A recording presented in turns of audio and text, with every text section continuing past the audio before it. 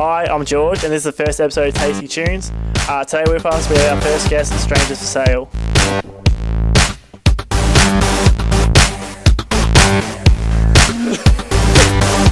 As a collective, who would you guys say is the band's biggest inspiration?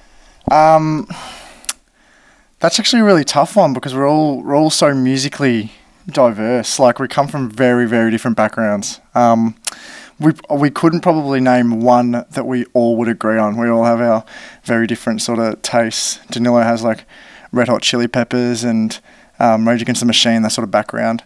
JJ, Beatles, James Bay, those sorts of people. Yeah, myself, Matt Corby, even going back to like the Eagles and stuff like that.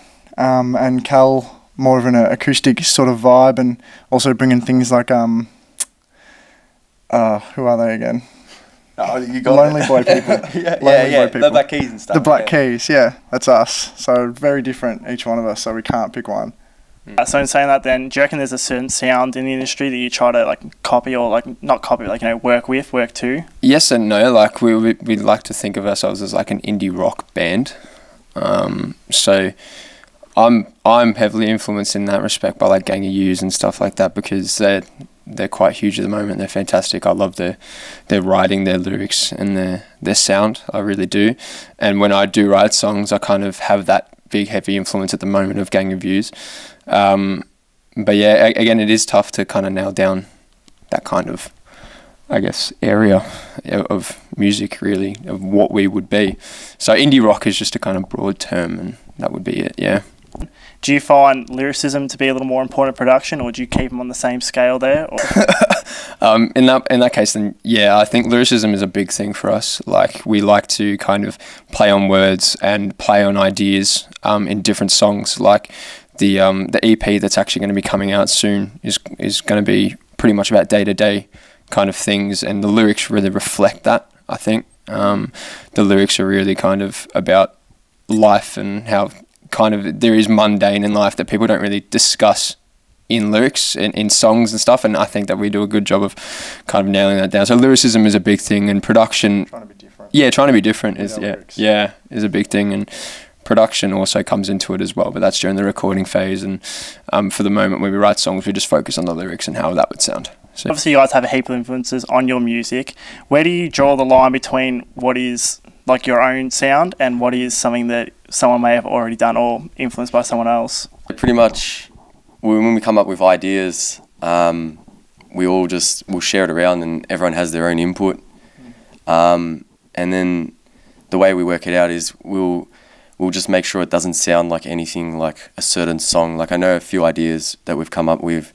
We've decided like, oh no, it sounds too much like, you know, this song, or it sounds too much like that artist. So we just work a way to like get our own sound and try and be unique in that sort of sense. Does anyone have like a major say in what direction the band takes in terms of sound or music, or is it a pretty collective idea that you'll end up agreeing on? I honestly forgot what you just said. I truly did. This is why Cal doesn't do the media kind of thing. Yeah, I think there is. I think Lee and I, we do have a lot of say into the band. We created essentially this whole thing, but the good thing is, all of us do contribute in some way or another. Like, we all contribute. We all make sure that what's sounding good is fantastic. But in terms of who would actually be the leader or the kind of the one that would put the foot forward, Lee and I do clash a lot in that respect. Like, we each have different ideas of what would be in our mind, and if it doesn't come to fruition in my mind, but in Lee's mind is doing well, I kind of get a bit antsy. But we both have the decency to step back and go, okay, well, if it sounds better for the band, then it sounds better. But we both do. We really do, yeah. So, yeah, like what JJ just said, I think the thing is, Cal and Danilo are just really easygoing, whereas JJ and I are really like intense. Yeah. So like we'll like, you know, have this battle of wits, and then, you know, Cal and Danilo will just go, oh yeah, I don't mind this, so yeah, and then it just sort of flows from there. So yeah, we try to include everyone. We try not to have like an alpha male of the band, but just like personality types and that play into it. But yeah, everyone does play a role. With that, then, having, I guess, two of you that try to take the lead more than others, is there a lot of personality clashes? Like, do you have a lot of disputes within each other when you're trying to write or trying to make songs and stuff like that? But okay. Before a gig, I wasn't pleased at all with a certain part. I don't want to change it. It was, I don't know, maybe 2 hours before our actual gig, and Lee absolutely bit my head off. Like, absolutely ripped my, like, oh, I felt it. It was actually kind of frightening. I'm like, oh, I better not do that again. Yeah, that's it. Yeah, so we do. JJ and I do clash a lot. I mean, we all clash to some respect, but JJ and I are the ones that like almost end our friendship every like second week or so. Because we do come from different musical backgrounds and stuff, and we have potentially like slightly different directions at every step that we take to go. We do clash a lot, but I think we're good at compromising. I think we've learnt to try and meet in the middle a lot better, and that's how we've managed to sort of move forward instead of just constantly going back and forth and fighting it out and punching on. Yes. So obviously then all of you have been doing music for God knows how long now. Is it harder to create music with other people as opposed to maybe just doing your own stuff? I know for you and for JJ and Lee, you guys were a duo for a while, so I mean, expanding onto 2 more people, is that a lot harder than like what you could have imagined? Yeah, I feel like that is actually a really good question, because when Lee and I were doing it, it was, I think, a lot easier in terms of, it's like a solo act. If you're a solo act, you don't have to listen to anyone else. Like, your vision is your vision. And then when you add in another person, then it starts getting, your vision becomes a little bit misconstrued, or it could become even better. And then the more people, but with us, we just kind of feed off each other. Like, each idea that's thrown out there is an idea we take on board, we look at and we think, okay, this could be really good. And then we expand on that. I get bullied. Yeah. Sometimes Lee comes up with just I get bullied. some weird things. That's all there is to it. Bad ideas. Yeah, not bad ideas, just constructive setbacks. And we do actually have a lot of ideas that we throw out, and it's great. I love, like, in this environment that we can just throw an idea out there and it can become really amazing. Like, Danilo came up with Tropical Storms, the bass riff, and that is just one of my favorite songs that we've come up with at the moment. So. It's a double-edged sword, isn't it? Yeah, it is. Like, you bring in more people, and so there's more people to please. There's more people that are wanting to take it in, like, broadening the spectrum of the direction. So it makes it harder to make decisions, but it also means that there's an extra person's perspective to add ideas into the band and to give another perspective of where to go and what could be a good idea or not. So yeah, there's definitely positives and negatives, but I feel like we've got a whole bunch more positives out of introducing Danilo and Cal than negatives, for sure. So from what I gather, Danilo and Cal, you guys are a lot more laid back, relaxed with what's going on. So how do you guys then maintain the drive to keep going if your input is a little more swayed by Lee and JJ's? Yeah, usually, say Cal and I, if we come up with an idea, we'll just show Lee and JJ, and we just work from there. But yeah, usually we're not too fussed. Like, if Lee or JJ have come up with an idea, we'll just go along with it, and we just try and complement it by adding something that works with it. Say for like JJ's idea for lying to yourself. Yeah, I just had to listen to it, and I just came up with a bass line for it, and that was it. Yeah.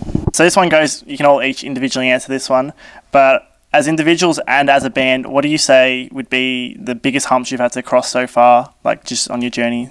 I was just worried about this turning out to be a huge waste of time, if I'm being honest with you. Like, it's really competitive, and before we even got together, we went out to the gasometer, wasn't it? Yeah. And we saw this guy there, and he was just incredible. And then I looked at JJ and I'm like, yeah, maybe go get your job again. I don't know, maybe we can make this a garage band fun thing. But the further I got into it, the more I've just enjoyed it, and I just look forward to coming.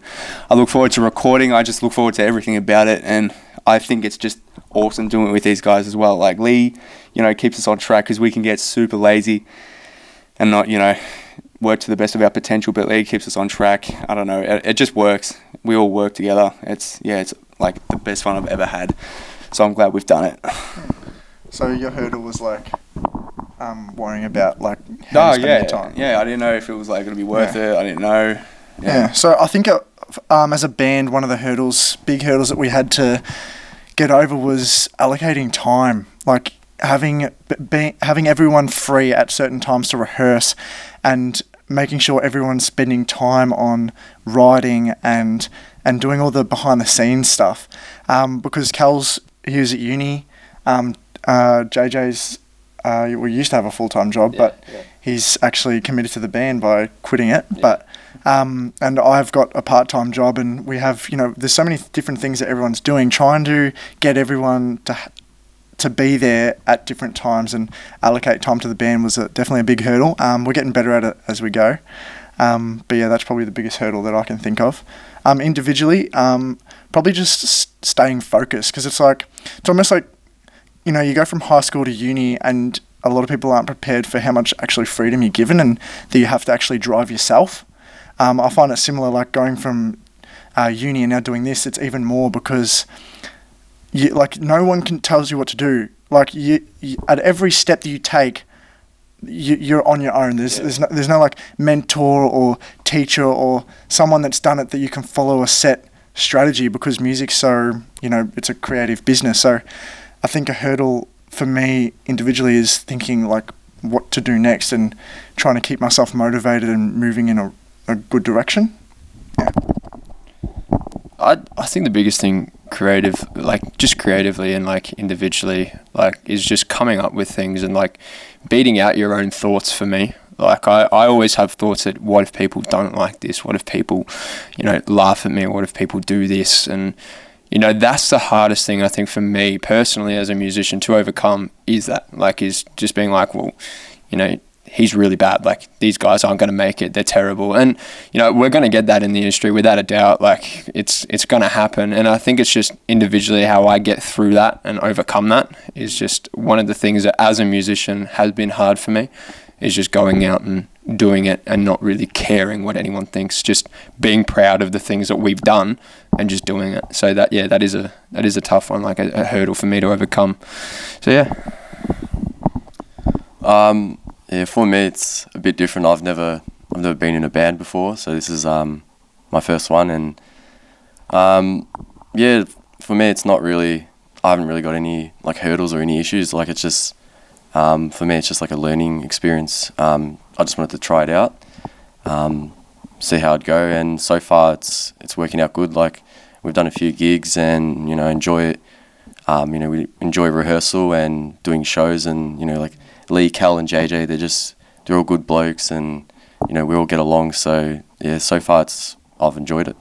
So being through, again, like a couple gigs now, does anyone in the band have like any little quirks or rituals they do to get themselves hyped up or ready for a gig? We don't have anything as such. We kind of just we all talk about it in the car, like we're really excited to do it, and we don't really have a ritual as such. I don't think we even have anything. I think Cal has a ritual. What? I think Cal tunes his guitar 5 million times in a row. That's his ritual. Yeah, actually, Cal tunes his guitar a lot. Cal tunes his guitar heaps. I think he just detunes it just so he can retune it again. Yeah. That's not true. But yeah, no, it was a lot of fun. It's always fun. We're always excited to do it. So I'll get to know you guys a little better now. For JJ and Lee, obviously you two started out as a cover band, L2J. What made you want to make the leap to becoming a band, doing something a little more serious? So the reason that we actually did want to actually do a band, we started off obviously in high school. I found out Lee could sing pretty much towards the end of high school, and then the first thing we ever did was play at our end of year assembly, and that was the first time anyone heard Lee sing. So that was pretty cool. But then we were writing songs, and we were writing some acoustic stuff, because I'm really into Ed Sheeran, and he's really into a lot of Matt Corby and stuff like that. So we did it, and then we were finding out that what we were writing was actually a little bit like rougher than just acoustic stuff.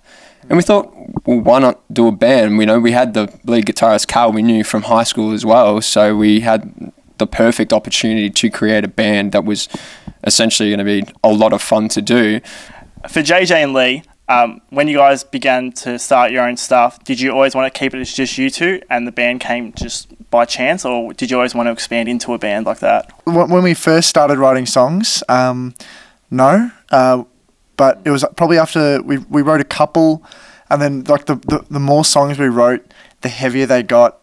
And I think sort of as our influences changed, I think we started listening to, like JJ would have started listening to people like Gang of Youths and maybe even getting into something like the Kooks and stuff like that. Yeah. And I was similar. So I think as our influences sort of evolved and changed, the stuff we were writing became a bit heavier. And we realised that we need more than two people to do this. And so probably after a year together, after we'd sort of written maybe four or five songs, we thought, let's start a band. For you, Danilo, obviously Jay and Lee mentioned you were basically bought off the internet. How did something like that even come about? So what made you, where were you? How did they even find you? Stuff like that. So pretty much, I started practicing bass quite a bit, in the last 2 years, and I decided I wanted to join a band, just see how it goes, just for fun. And yeah, I was just looking on forums on the internet, and I came across Lee and JJ. They were after a bass player, so I just got in contact with them and had a trial run, and they were happy with how I played and all that, and it just from there everything just worked, and it's been awesome. Right, for you, Cal, Stevie Ray Vaughan is one of your biggest influences. He's the reason you started playing guitar. For those who don't know who Stevie Ray is, could you explain that? All right, you ready? We're ready. So Stevie Ray Vaughan was, in my opinion, the best blues guitarist throughout the 70s and 80s, and he tragically died in the 90s, which was horrible because I wanted to see him play live, because I had a tab book of his with every song that he wrote on the Texas Flood album, and I was just obsessed with his soloing abilities, so I used to just flip through that book and only learn the solos. And then from then on, I think from maybe year 10 to year 11, my style was really Stevie Ray Vaughan influence, you could tell. And then I heard it back, and then I thought, oh my god, I gotta try and get more original. And that's when I started doing acoustic guitar sort of things. So what about Stevie Ray stuff, like his solo work, really got you inspired to play guitar then? Well, given that he was only a blues player, I really liked him because he still managed to be super dynamic. I'm not sure how though. It was just, I don't know, he had such a unique ability. I think that's what just drew me to him the most, just completely individual style. He just maintained pace. He just never got tired. He had unlimited stamina when he was soloing, and it just didn't sound repetitive or boring at any stage. And I don't know, that's just why I got around him that much. So from what you guys have explained to me, you have a huge amount of influences on your music: Ed Sheeran, Red Hot Chili Peppers, Gang of Youths, Matt Corey, just to name a few. How do you incorporate all of those influences into creating a song, creating a sound for yourselves? Where do you draw inspiration from each individual artist and each individual song to get to where you are now? Ed Sheeran's songwriting is what I draw from. I love the way Ed Sheeran writes a song. It's simple, but he also adds these layers on top of it that makes it unique, and I like to draw from that kind of pool of just being able to write a song down, and as much as it's simple, it's still unique in its lyrics. I like that. Danilo, do you want to answer about Red Hot Chili Peppers? Yeah, so with me, how I like Red Hot Chili Peppers, Rage Against the Machine, I had that sort of groove and bit of funk into some of our songs. Silver Screen Dreams has a part, it's a slap bass solo sort of, so that's where I've just sort of added my influence, but it doesn't sound like Red Hot Chili Peppers or Rage Against the Machine. It's got our own sound to it, which is how why it works. Yeah. So Ed Sheeran songwriting and Red Hot Chili Peppers bass, I think the reason and how we can draw from all these different things is because, Danilo's influences, when he brings them in, he only brings the bass from the Red Hot Chili Peppers, and JJ with Ed Sheeran will bring the songwriting without bringing Ed Sheeran itself. So, and I'll bring in potentially chord progressions and so a chord progression from the Kooks, or influenced by Milky Chance or something like that. Just so we all bring in just tiny little parts, lyrics, bass, chord progressions, lead parts, So everyone with their own sort of influences brings in that component and makes our sound. Yeah, you guys have released your first single, Silver Screen Dreams. You also got a bunch of other songs written, ready to go. So what made you pick Silver Screen Dreams as your debut single then? At the time, we didn't have as many songs written. Like, we had about 5 or 6 that were really ready to go. And out of those 5 or 6, Silver Screen Dreams was one that was catchy. It was unique. It had the things that highlighted us the most, such as Danilo's slap bass solo. It had the chord progressions and stuff like it. It really just had everything, like the catchy choruses and stuff like that. Like, well, at least we think it's catchy. You know, it's like, it was just a kind of very good combination and a very good highlight of who we are as a band. And then, you know, hopefully when the EP drops, it can elaborate more on what we are like as a band, like our musical style and what we love and what we love to do. Unfortunately, your stuff isn't up on Genius or a website like that, so I can't work out what the lyrics mean. But we have the next best thing, which is you guys. So do you want to give us a breakdown of what the lyrics mean, why they mean so much to you? Next best thing, you reckon? Co-written. Okay. Jeez. So for us, I think a big part of our lyric writing, and I'll focus on Silver Screen Dreams because that's what we've released at the moment. We write lyrics, I believe, that tackle things that aren't generally spoken about with music. I know myself, and I think everyone else here is quite sick of the commercial radio love song, nostalgia song, repeat. So we thought, you know, what can we write about that is still relevant, but is different? So with Silver Screen Dreams, for instance, it's about people who, or, you know, anyone, it could be yourself, it could be someone else, who's wanting something and, you know, has maybe a dream, hence Silver Screen Dreams, but has a dream but isn't really doing anything to make it happen. So it's almost like a commentary on how we're like lazy, like by nature, and how, you know, as much as we say, oh, you know, like, you know, I want to be, you know, a movie star, I want to be an astronaut and stuff, that we don't really do anything for it, and then we end up just... Typical millennials. Yeah, typical millennials, yeah. So you could say it's a song about millennials, no, but yeah, it's about having a dream and not really chasing it, which I like because it's an idea that I don't think is rarely or ever sort of tackled, but it's such a big part of life, you know, dreams and where we end up. Yeah. So, yep, you've got your first single out now. What's next on the release radar for you guys? Have we got singles coming out? Is it going to be an EP, a full album? What's up? Well, we actually are going to start recording an EP this Monday. Yep. Yeah, and hopefully we get it all finished by next Sunday. Yeah? Yeah, all recorded. All recorded, that is. That's what I mean. Yeah, but that's our plan so far. But other than that, not so sure. So for you guys, you've stated that lyricism is very important to you guys and you put a lot of effort into it when you are writing your own songs. Do you think you can translate the same sort of message purely through production and through the sound of your songs, or do you feel like you just need the lyricism to really deliver it? That is a fantastic question.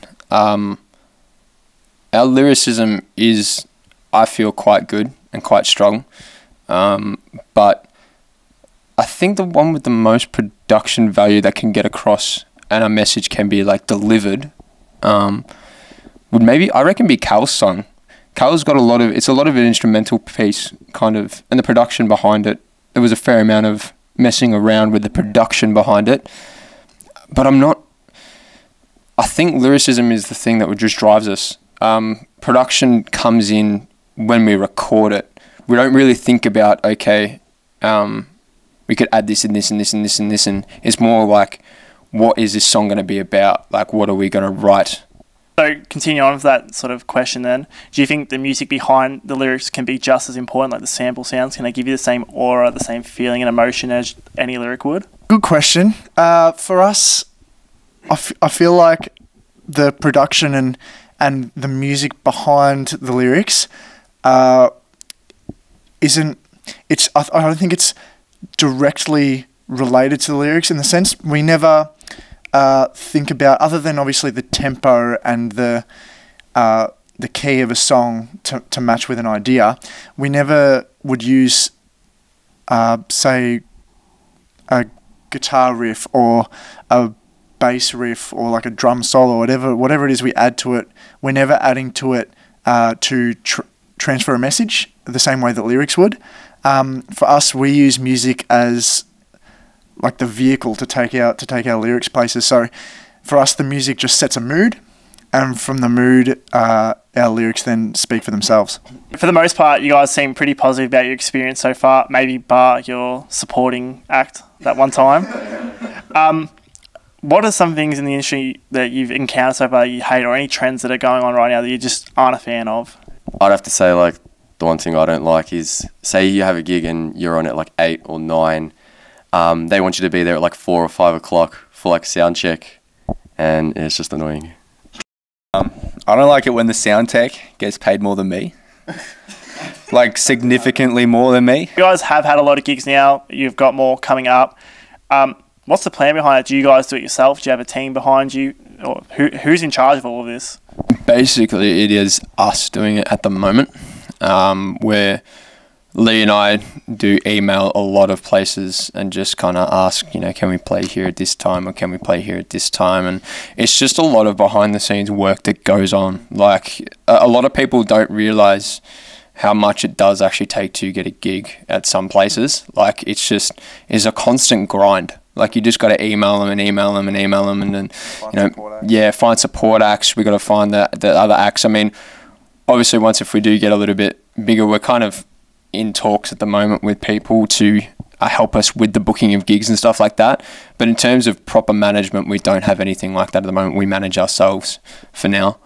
With that behind the scenes work, do you have people helping you out? Do you have family, friends, anyone that gets along and tries to make the job a little bit easier? Because obviously, it's the grit and grind of the industry, I guess. That's the hard bit out of all of it.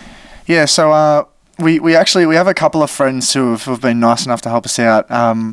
Sam Searles, she's got a background in almost like architecture and interior design, that sort of stuff. So she's helped us out with some sort of design questions and looking at the website and more just advising us. And sometimes we take ideas to her and before we kick it out to the public and say, do you think this will work, or what do you think we should do here? Brianne Keogh is another one. She's a friend in PR. Like, we have just friends in different areas that have some sort of skill sets that serve to help us. We're very grateful for them. But that's I don't think our family. Actually, your dad. Yeah, our dad helps us out a little bit. Like, in terms of songwriting, he'll kind of tell us whether or not we've done well or if we've done crap. Like, if we've written trash, he'll just be like, yeah, that's pretty bad. And if it's good, then he'll be like, that's all right. It's good to have a network of people that you respect, that you get along with and stuff. It's always good, and if they can help you make that, and it's been fantastic. Just to round it up, then, what's the end goal for you guys? Where do you want to be? Where do you want to see yourself in 5-10 years' time? I think all of us just pretty much want to be able to make a living from it, and just we all love music, and it's pretty much what we want to do. And like, Cal wants to be able to get a Rolls Royce from it, so that's always a bonus. Yeah, so we'll just make a living out of it, but also just enjoy what you're doing. Everyone always says, if you enjoy your work, you'll never work a day in your life. And that's exactly what I want to do. I want to do music. I love doing music. Like, as much as we clash and we have differences and stuff like that, it's never ever stopped me from going, I want to stop doing music. It's always there. It's always going to be there for me. And if we can take it to the next level and, start playing on big shows and big headline tours and big tours of Australia and Europe and whatever, that would be the big goal. That would be the big thing, I reckon, for all of us, just being able to play to people and people being able to love it and just sing back lyrics and have a great time at our shows and just love and enjoy it. So yeah, that's what I want to see us in 5 years doing, is that. What he said. Yeah, same, yeah. 3. We're strangers for sale. No. I'm not going to do that. I'm clearly joking. Oh, yeah. Come on. You say we are strangers for... No. That is worse. Strangers for Sale. Thank you so much to George for having us on the show. Our debut single Silver Screen Dreams is out on all streaming platforms. Our debut EP is coming out late August, early September, and this track that we're going to be performing is called Lying to Yourself. 1, 2, 3, 4.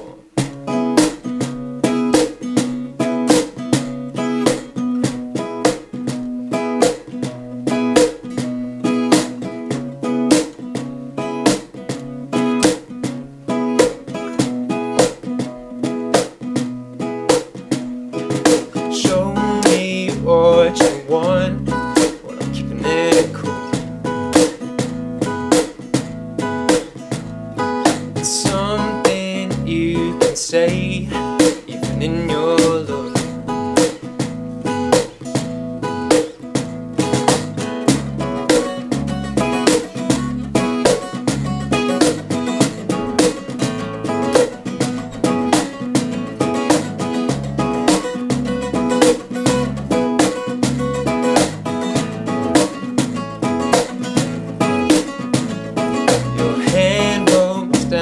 Sleep like an ice cold sweat.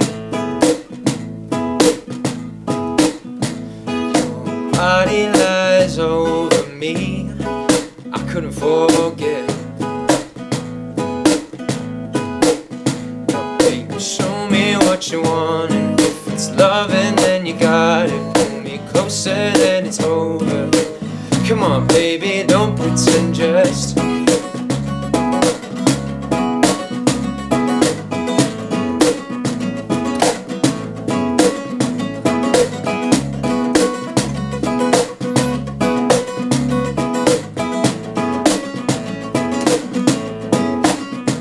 let's be honest, we can't resist, even if we try. It's all just happening way too fast, makes my mouth run dry. Now baby, show me what you want, and if it's loving then you got it. Pull me closer then it's over. Come on baby, don't pretend, just confess to me, look a little stronger. You're only lying to yourself now. On top of me, I feel a little drunk. You're only lying to yourself now, babe.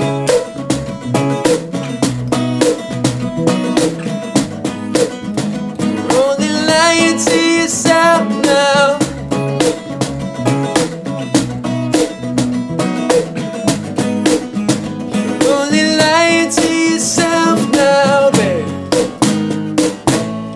Don't stop me now, I got my breath running hard, the sweat's dripping down. I just need you to confess to me, look a little stronger. You're only lying to yourself now. On top of me, I feel a little drunk. You're only lying to yourself now, babe.